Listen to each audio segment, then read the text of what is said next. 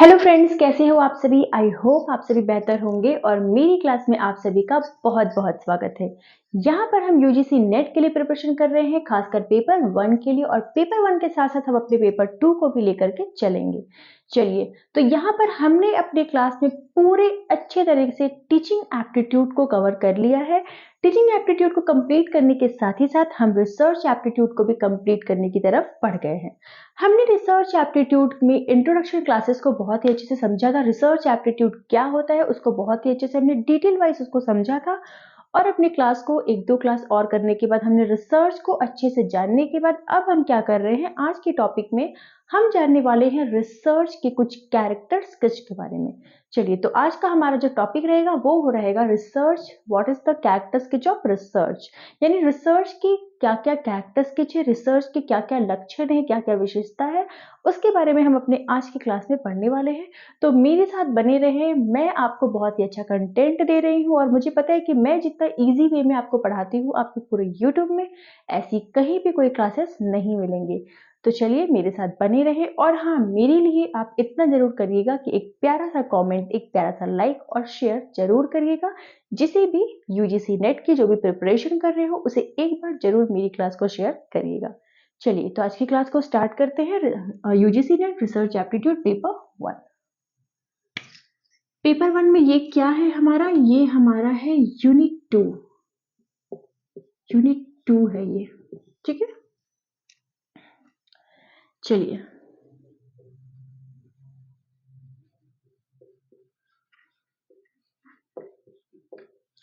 Character sketch of research. Character sketch of research. Research के क्या क्या कैरेक्टर स्केच होते हैं, रिसर्च के क्या क्या लक्षण होते हैं, क्या क्या खूबी होती है जो एक रिसर्च में होनी चाहिए। तो आज का क्लास हमारा इसी पे बेस्ड है। आज का क्लास बहुत ही ज्यादा इंपॉर्टेंट है क्योंकि जब आप रिसर्च के कैरेक्टर्स के जानोगे तो आपको पता चलेगा कि एक्चुअल में रिसर्च कैसे किया जाता है, रिसर्च के क्या क्या लक्षण होते हैं। अगर उसमें से कोई एक भी नहीं रहता है तो हम एक अच्छा रिसर्च को नहीं मानेंगे। चलिए, तो पॉइंट वाइज हम अच्छे से डिटेल वाइज उसको जानेंगे, एक एक पॉइंट को समझेंगे, एक एक हर एक पॉइंट को हम डिटेल में समझेंगे कि ये क्या होता है, और इस तरह से हम अपने रिसर्च की कैरेक्टर स्केच को बहुत ही अच्छे से जानेंगे। आइए,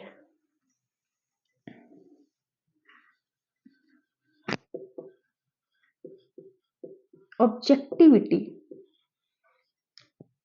यानी इसको कहते हैं निष्पक्ष। हमारा रिसर्च कैसा होना चाहिए, हमारा रिसर्च होना चाहिए ऑब्जेक्टिविटी यानी निष्पक्ष। क्या होता है ये ऑब्जेक्टिविटी, निष्पक्ष किसे कहते हैं? सबसे पहली बात, जब एक रिसर्चर रिसर्च करता है किसी एक पर्टिकुलर टॉपिक पे, कोई भी रिसर्चर रिसर्च करेगा, मैंने आपको बताया था कि टॉपिक बहुत ही ज्यादा जरूरी है। जब एक रिसर्चर किसी पर्टिकुलर टॉपिक पे रिसर्च करता है, देन वो क्या करेगा, कुछ ना कुछ पहले से उसके माइंड में एक पॉइंट ऑफ व्यू होगा उसका खुद का, ठीक है, जो कि वो सेट किए रहता है, जो कि रिसर्च में बहुत ही ज्यादा गलत होता है। सपोज दैट एक रिसर्चर है और ये है हमारा गंगा, गंगा माता, या फिर पानी। मानो तो मैं गंगा माँ हूं, न मानो तो बहता पानी, ठीक है। आप इसे गंगा माँ मानो या पानी मानो, ठीक है। एक रिसर्चर क्या करता है, एक रिसर्चर गंगा के पानी पे रिसर्च कर रहा है। उसने पहले से अपना एक माइंड सेट कर लिया है कि गंगा का पानी शुद्ध होता है। उसने बचपन से ये सुना है और अपने माइंड में ये सेट कर लिया है। अब जब वो गंगा के पानी पर अपना रिसर्च करेगा तो कहीं ना कहीं उससे भूल होगी, क्योंकि अगर यहाँ पर उसको कुछ भी नेगेटिव पॉइंट दिखेगा तो उसके माइंड में पहले से क्या सेट है, एक पॉजिटिव माइंड सेट है कि गंगा का पानी शुद्ध होता है। वो पॉजिटिव पॉइंट ऑफ व्यू जो है वो इसके इस नेगेटिव पॉइंट ऑफ व्यू को, सॉरी पॉइंट ऑफ व्यू नहीं, ये नेगेटिव चीज जो सच में सामने आ रही है, इसको वो देखने से उसका जो पॉजिटिव चीज है वो इस पे हावी हो जाएगा, और नेगेटिव चीज जो सामने आई वो उसको नहीं समझ पाएगा, नहीं पकड़ पाएगा, या अगर समझ भी पा रहा है तो इसको वो सोचेगा कि नहीं, ऐसा नहीं होगा। तो वहां पर उसका जो रिसर्च का जो रिजल्ट आएगा वो हो जाएगा गलत। यानी इससे हमें ये समझ आता है कि एक रिसर्चर को जब भी वो रिसर्च करे, उसको अपना पर्सनल पॉइंट ऑफ व्यू वो सोच सकता है, समझ सकता है, लेकिन अपने पर्सनल पॉइंट ऑफ व्यू को अपने रिसर्च में हावी नहीं होने देना है। ठीक है, वही होता है उसकी ऑब्जेक्टिविटी, यानी वही होता है उसका पक्षपात, निष्पक्ष। आप किसी भी रिसर्च पे अब एक पक्षपात या एक मत नहीं दे सकते हो। आपको अपने रिसर्च में निष्पक्ष होना होगा कि जो भी रिजल्ट आ रहा है उसी को बेस मान के आपको रिसर्च करना है, ना कि आप अपना पर्सनल पॉइंट ऑफ व्यू उस पर हावी कर दोगे। जहां पर्सनल पॉइंट ऑफ व्यू हावी हो गया वहां पर रिसर्च फेल हो जाएगा। यही है point number 1, objectivity. I hope आपको समझ आ गया होगा। बढ़ते हैं पॉइंट नंबर 2 की तरफ।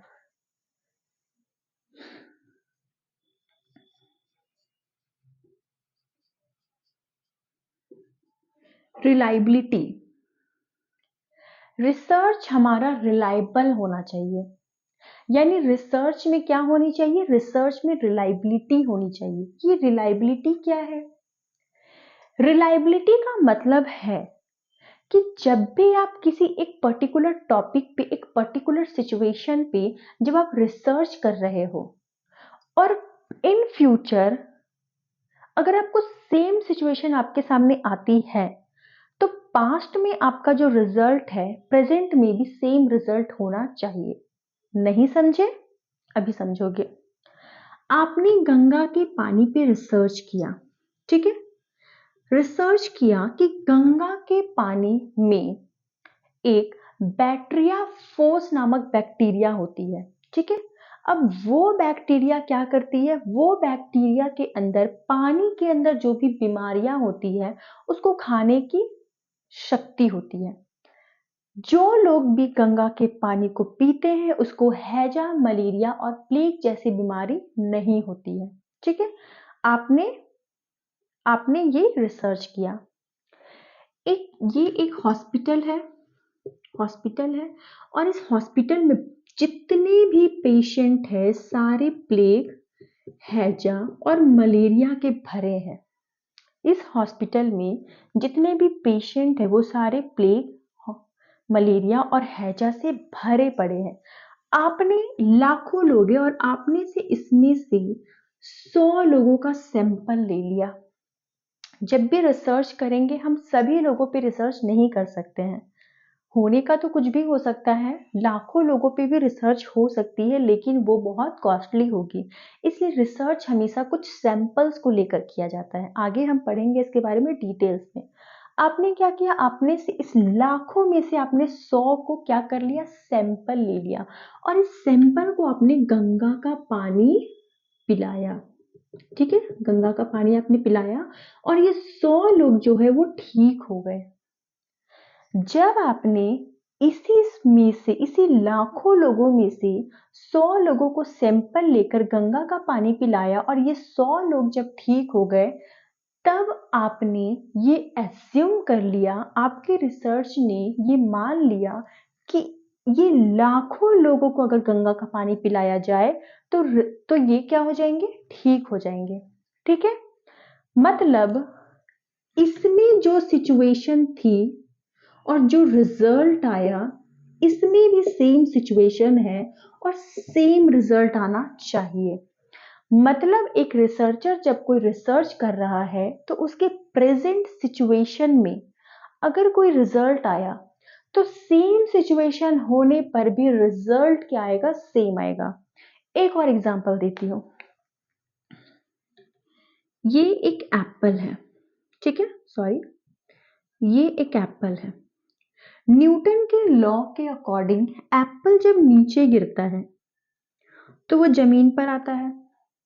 एप्पल जब गिरेगा तो वो जमीन पर आएगा। एक रिसर्चर ने न्यूटन ने ये रिसर्च किया कि जब एप्पल गिरेगा तो जमीन पर आएगा। ठीक है। सिमिलरली एक पेन को आप नीचे गिराओ वो भी जमीन पे आएगा। बुक को आप नीचे गिराओ वो भी जमीन पर आएगा। तो हमने क्या देखा, सेम सिचुएशन क्रिएट होने पर रिजल्ट भी हमारा क्या आया, सेम आया। इसे ही हम कहते हैं रिलायबिलिटी।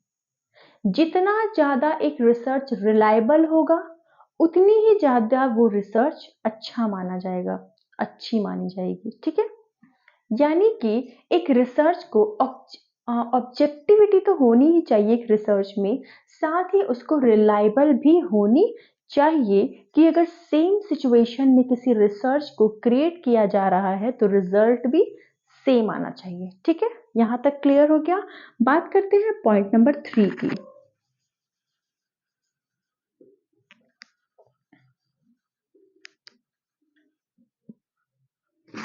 क्रेडिटेबिलिटी। क्रेडिटेबिलिटी क्रेडिटेबिलिटी का मतलब क्या होता है? क्रेडिटेबिलिटी का मतलब होता है विश्वसनीय, जिस पे बिलीव किया जा सके। जब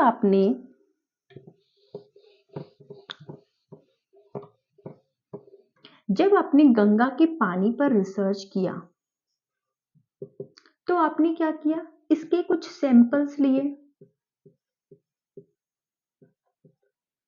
अब ये सैंपल लेने के लिए आपने पहले से कुछ स्टेप्स डिसाइड किए होंगे कि मुझे कैसे उसका सैंपल लेना है, या फिर जब आपने इस सैंपल को लिया आपने पहले से एक माइंड में कुछ स्टेप्स डिसाइड कर लिया होगा, कुछ मेथड डिसाइड कर लिए होंगे, कुछ टेक्निक डिसाइड कर लिए होंगे।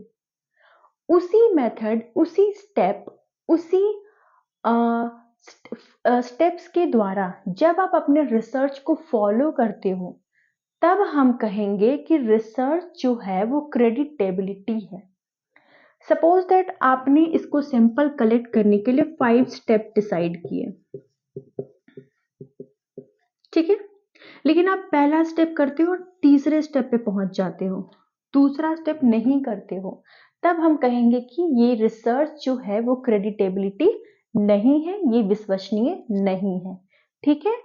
अगर आपने जो सोचा है, जो स्टेप्स आपने डिसाइड किए हैं, जो मेथड, जो टेक्निक आपने डिसाइड किए हैं, अगर आप उसी टेक्निक, उसी स्टेप, उसी मेथड को फॉलो करते हुए अपनी रिसर्च को करते हो, देन हम कहेंगे कि रिसर्च क्या हो गया, रिसर्च हो गया क्रेडिटेबिलिटी यानी विश्वसनीय, यानी उस रिसर्च पर हम विश्वास कर सकते हैं। चलिए पॉइंट नंबर 4 की बात करते हैं।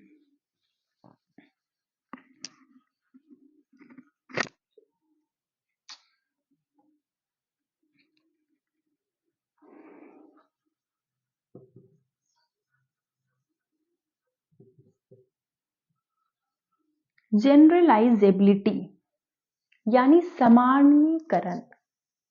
जब आप कोई रिसर्च करते हो एक पर्टिकुलर सिचुएशन पे, उसका जो रिजल्ट आता है वो सेम सिचुएशन पे भी हर जगह सेम होना चाहिए। एग्जाम्पल वही एप्पल वाला। अगर कोई एप्पल है वो नीचे गिर रहा है, अगर कोई चीज को ऊपर से छोड़ने पर अगर वो नीचे गिर रहा है तो यानी कि वो हर जगह होनी चाहिए। हर जगह इन सेंस अगर एप्पल को कहीं से भी छोड़ा जाए तो वो नीचे ही गिरना चाहिए, चाहे वो इंडिया में, चाहे वो फॉरेन में, चाहे वो कहीं भी। अगर पेन को छोड़ा जाए तो पेन भी नीचे गिरेगा, बुक्स को छोड़ा जाए तो बुक्स भी नीचे गिरेगा, और मुझे छोड़ा जाए तो मैं भी नीचे गिरूंगी। ठीक है। तो इसे हम कहते हैं अगर कोई एक रिसर्च हर जगह पर एप्लीकेबल हो रहा है देन हम उसे कहेंगे कि रिसर्च हमारा जनरलाइजेबिलिटी फॉलो करता है। मतलब वो रिसर्च हर जगह पर क्या होगा, एप्लीकेबल होगा। ठीक है, यहां तक आपको समझ आया? समझ आ ही गया होगा। मैं जितनी इजी तरीके से, जितनी सिंपल तरीके से आपको बता रही हूँ, आपको उतनी सिंपल और इजी तरीके से कोई नहीं बताएगा, ये मेरी आपसे गारंटी है। चलिए पॉइंट नंबर 4 हमारा हो गया है। इसे मैं यहाँ पर रफ करती हूँ और बढ़ते हैं आगे पॉइंट नंबर 5 की तरफ।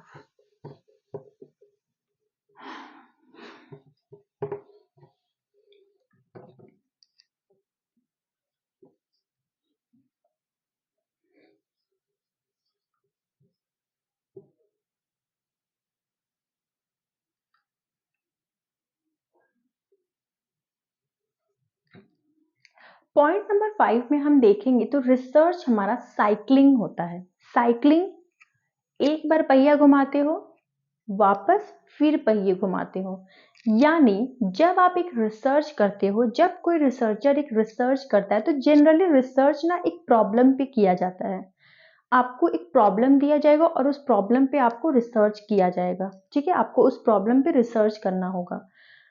साइक्लिंग का मतलब होता है कि आपने अपनी रिसर्च को एक प्रॉब्लम से स्टार्ट किया, फिर आपने उसका सॉल्यूशन निकाला, इस सॉल्यूशन में कुछ ना कुछ प्रॉब्लम फिर से निकल के आता है। यानी रिसर्च शुरू भी होता है एक प्रॉब्लम से और खत्म भी होता है एक प्रॉब्लम पे। यानी कि रिसर्च कैसा प्रोसेस है, एक साइक्लिंग प्रोसेस है। रिसर्च लगातार चलने वाला प्रोसेस है, एक प्रॉब्लम से स्टार्ट होता है और दूसरे प्रॉब्लम पे आके खत्म होता है। इसे ही हम कहेंगे कि रिसर्च कैसा प्रोसेस है।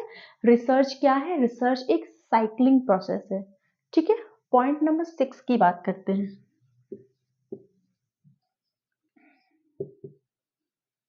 लॉजिकल। रिसर्च हमेशा लॉजिकल होनी चाहिए, क्योंकि रिसर्च को जो गाइडलाइंस मिलती है वो लॉजिकल रीजनिंग से मिलती है।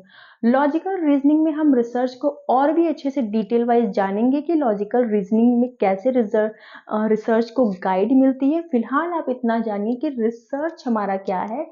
रिसर्च हमारा लॉजिकल होता है। चलिए बात करते हैं पॉइंट नंबर 7 की।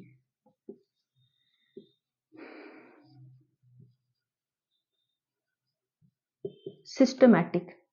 पिछले क्लासेस में मैंने आपको बताया था कि रिसर्च हमारा एक सिस्टमैटिक प्रोसेस होता है। अनसिस्टमैटिक रिसर्च को रिसर्च नहीं माना जाता। रिसर्च हमेशा से ही सिस्टमैटिक होता है, एक स्टेप के बाद दूसरा स्टेप, दूसरे स्टेप के बाद तीसरा स्टेप। इस तरह से हम रिसर्च को क्या करते हैं, फॉलो करते हैं और अपने रिसर्च को पूरा कंप्लीट करते हैं। यानी कि इससे हमको क्या पता चलता है कि रिसर्च एक सिस्टमैटिक प्रोसेस है। चलिए बात करते हैं पॉइंट नंबर 8 की।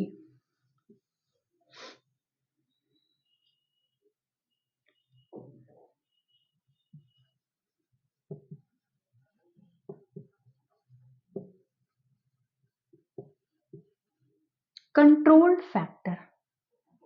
जब एक रिसर्च होता है तो जनरली रिसर्च दो चीजों के बीच में रिलेशन मेंटेन करता है। सपोज दैट अगर एक रिसर्च ने ये बताया कि पानी जो है उसको अगर हम लोग उसका फॉर्मूला देखें तो H2O होता है। इसमें जनरली हमको क्या पता चला, इसमें दो चीजों के बीच रिलेशन है, एक हाइड्रोजन और दूसरा ऑक्सीजन। इसके बीच में चलिए इसका भी एग्जांपल हटाती हूँ, मैं कुछ और एग्जांपल आपको देती हूँ। सपोज दैट आपको मैंगो पसंद है और इसका प्राइस है 50 रुपीज पर केजी। ठीक है, और आप बहुत ज्यादा मैंगो खाते हो क्योंकि आपको मैंगो बहुत पसंद है। सिमिलरली मैंगो की डिमांड बढ़ गई। आपने लॉ ऑफ डिमांड में पढ़ा होगा, मैंगो की डिमांड जब बढ़ जाती है, डिमांड बढ़ने से क्या होती है, प्राइस भी इसकी बढ़ गई। ठीक है, प्राइस भी इसकी बढ़ गई। अब मैंगो का प्राइस हो गया है 200 रुपया पर केजी। मैंगो का प्राइस क्या हो गया है, 200 रुपया पर केजी। देन क्या होगा, जो लोग 50 रुपया केजी मैंगो खाते थे, अब उनको मैंगो की जगह पे कोई ऑप्शनल चीज जैसे कि वो स्लाइस पी सकते हैं, जो कि मुश्किल से 25 में मिल जाएंगी। मैंगो शेक मार्केट में पी सकते हैं जिसमें ढेर सारा चीज पता नहीं क्या क्या मिक्स होता है और मुश्किल से वो भी आपको 25-30 में मिल जाएगी। तो लोग क्या करेंगे, ये जो फैक्टर है इसका जो प्राइस बढ़ गया है, लोग क्या करेंगे, इनको यूज करेंगे। ठीक है। और ये क्या हो गया आपका, ये हो गया थर्ड फैक्टर। जब भी दो चीजों में आप रिलेशन मेंटेन करोगे, मान लो आप इन दोनों में रिलेशन मेंटेन कर रहे हो, तो तीसरा फैक्टर क्या कर रहा है, आपको इफेक्ट करने की कोशिश कर रहा है। आप क्या करोगे, इसको कंट्रोल करोगे। मुझे 200 रुपया केजी मैंगो नहीं खाना, मैं ऑप्शनल चीजों पर ही जाऊंगी। आप क्या करोगे, थर्ड फैक्टर को कंट्रोल करने की कोशिश करोगे।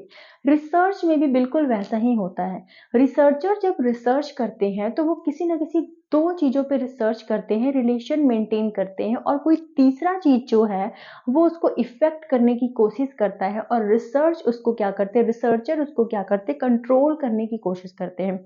उसे ही हम कहते हैं कंट्रोल फैक्टर।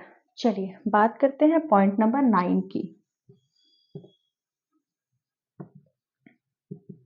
वैलिडिटी। रिसर्च हमारा वैलिडिटी होनी चाहिए, वैलिड होनी चाहिए। ये वैलिड क्या है, वैलिड है कि आपने अपने रिसर्च में जिन प्रोसेस को यूज किया, जिन स्टेप्स को यूज किया, जिन भी टेक्निक्स को यूज किया, जिन भी मेथड्स को यूज किया, वो सारे वैलिड होने चाहिए। मतलब वो सारे वही होने चाहिए जो उस रिसर्च के लिए बने थे। फॉर एग्जाम्पल,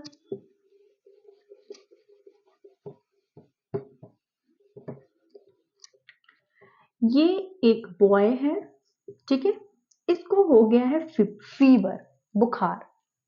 अब इसकी बुखार को जांचने के लिए, मापने के लिए आप क्या करोगे, एक टूल का यूज करोगे। क्या नाम है उस टूल का, थर्मामीटर। आप क्या करोगे, थर्मामीटर से इसका टेम्परेचर को चेक करोगे कि इसको कितनी डिग्री फीवर है।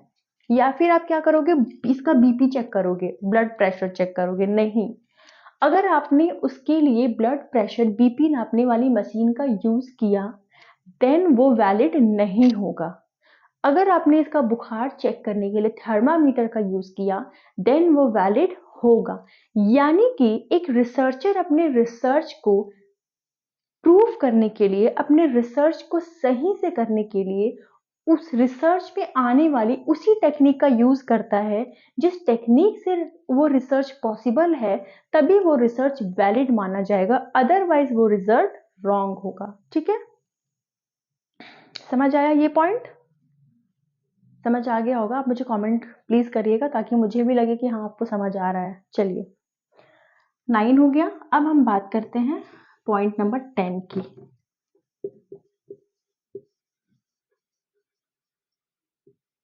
एक्यूरेसी। एक्यूरेसी और वैलिडिटी जो होता है वो एक दूसरे से रिलेटेड होता है। आपका रिसर्च जितना वैलिड होगा, रिजल्ट उतना ही एक्यूरेसी होगी। मतलब एक रिसर्च अगर वैलिड है, इसका मतलब है कि वो एक्यूरेसी भी है। आपने अपने रिसर्च में जितनी भी टेक्निक्स, जितने भी टूल्स, जितने भी मेथड का यूज किया है उसको वैलिड बनाने में, अगर वो वैलिड है मतलब वो सही से बनी है, मतलब रिसर्च का जो रिजल्ट है वो सही आया है। और इस तरह से हम कहेंगे कि रिसर्च क्या है, रिसर्च हमारा एक्यूरेसी है, वो बिल्कुल क्या है, सही है। चलिए, तो पॉइंट नंबर 10 मैंने आपको बहुत ही अच्छे से समझा दिया है, 1 2 3 4 5 6 7 8 9 10। ठीक है, एक दो और पॉइंट समझा दो क्या।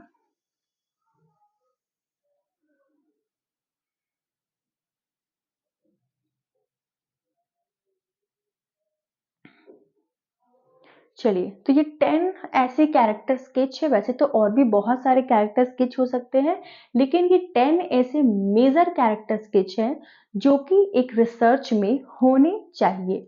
बिना इसके एक रिसर्च बहुत अच्छे से नहीं हो पाएगा, और इसमें एक एक चीज जो है वो बहुत ही ज्यादा इंपॉर्टेंट है। तो आप रिसर्च के कैरेक्टर स्केच को अच्छे से पढ़ें, ठीक है। और मेरी आपसे एक बार और रिक्वेस्ट है कि आप मुझे एक लाइक जरूर दीजिएगा, एक प्यारा सा कमेंट करिएगा, जिससे मुझे मोटिवेशन मिलता है, और मैं आप लोग के लिए तो लेक्चर्स लेके आती रहूंगी। चलिए इसे नोट कर लें।